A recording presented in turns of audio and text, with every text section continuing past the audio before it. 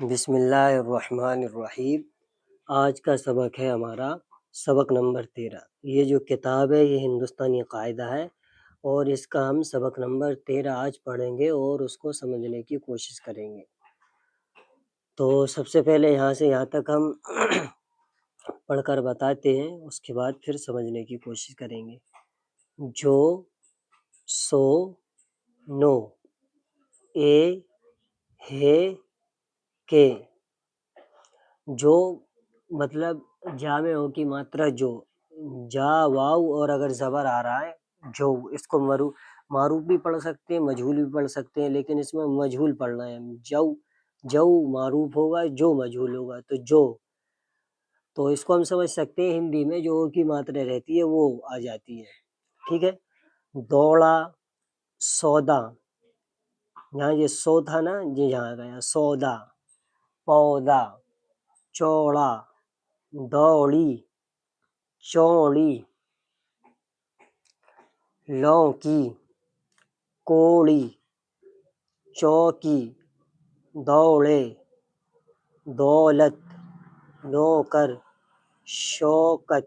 اس میں جو پہلے لفظ آئے ہیں وہ یہ سمجھیں آپ کہ پہلا جو بھی لفظ آیا ہے، پہلے دو لفظ جو آئے ہیں وہ سو کے وزن پر آئے ہیں، جیسے دو، سو، پو، جو، ہاں۔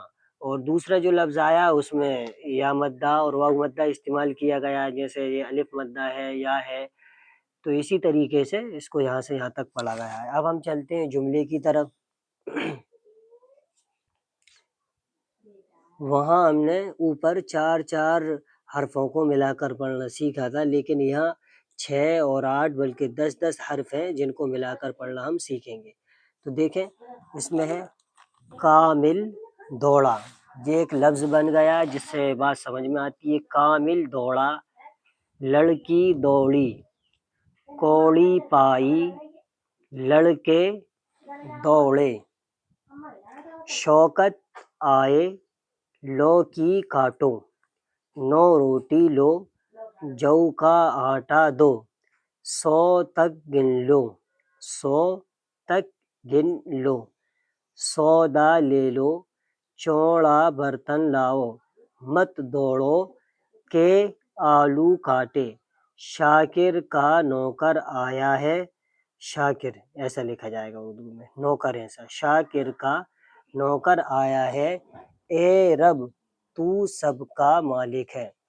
تو یہ سبق نمبر 13 تھا۔ اس کتاب کا نام ہندوستانی قاعدہ ہے۔ آپ اگر چینل پر نئے ہیں تو اس کو سبسکرائب کر لیں اور بیل آئیکن کا بٹن دبا دیں تاکہ ہر آئندہ آنے والی ویڈیو آپ کو مل جائے۔ السلام علیکم ورحمۃ اللہ وبرکاتہ۔